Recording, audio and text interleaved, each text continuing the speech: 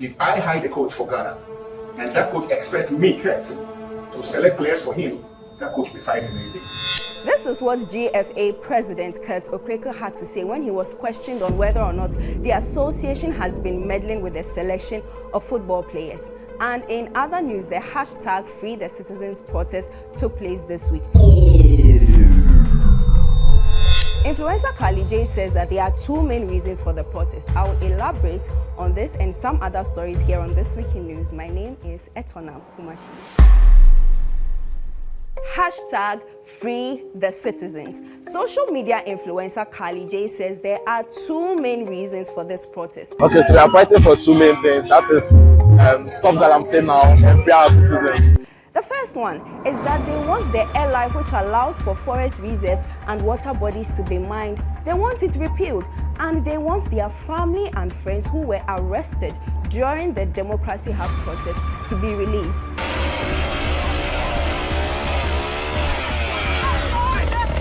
In the latest development, Oliver Barker-Vormawor and Ama Governor are among 32 protesters who are suing the IGP and the Attorney General for human rights abuse.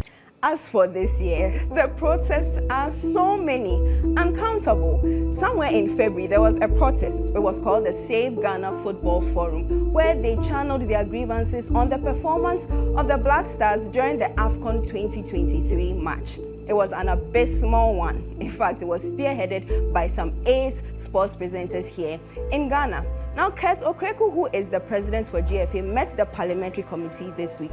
He says that, one, GFA is not funded by government. All their financial settlements are done by the Ministry of Youth and Sports. He also says that they do not meddle in the selection of players, contrary to what we've been hearing.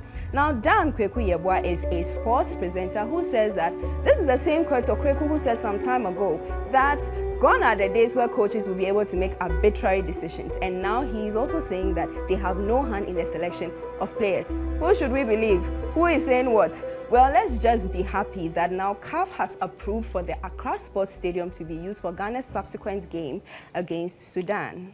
During the pandemic, when we were asked to wear nose masks and observe social distancing, the Electoral Commission said they wanted to compile a new voters register, so we're forced to go in queue. Now, it's a few days to election, and this same register has a lot of discrepancies, which prompted the major opposition party, NDC, and some relevant stakeholders to call for a forensic audit. Jane Mensah has responded. She says that a credible voters register is not an event, it is a process. She also says that Ghana's EC has been free, fair, and transparent over time, and so she's urging that we put our trust in the EC. Trust me. Ghanaian musician D Black, he says that if he were the Minister for Arts, Tourism, and Culture, he would disband GAMRO, Musica, and KOSGA. Why? He said they are not living up to expectation. In short, they are not doing their job. And that if he were in that position, he would create a new structure that would allow for artists, especially those that have been relevant for a long time, to get paid their royalties on time.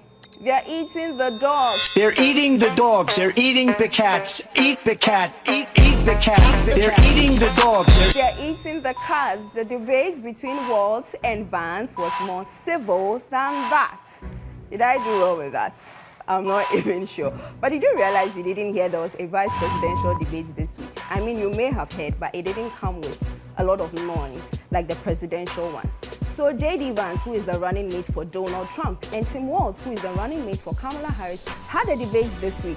This same "they are eating the dogs, they are eating the cats" issue came up again. And J.D. Vance said that his only concern for the people of Ohio is that their lives have been ruined with Kamala Harris's border policy. Aside that, some punches were thrown as expected, but all in all, it was a very respectable debate. But on that same Tuesday night, Iran fired about 200 missiles towards Israel. They said that it was in their right to defend their nation. If you're quite confused, Hezbollah and Hamas are linked to Iran, which have been targeted as terrorist states by UK, US, Israel, among others. The defense minister for Israel has said that Iran has to learn a very valuable lesson, which is the fact that if you attack Israel, you will pay a heavy price. Isn't it sad? Isn't it unfortunate that after working so hard for 30 days in a month, you are paid 250 cedis? And even with that, the money doesn't come on time.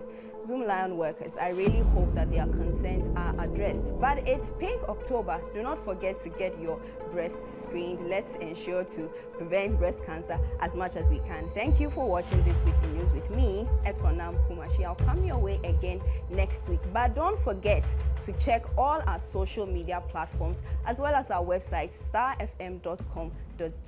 See you. Bye.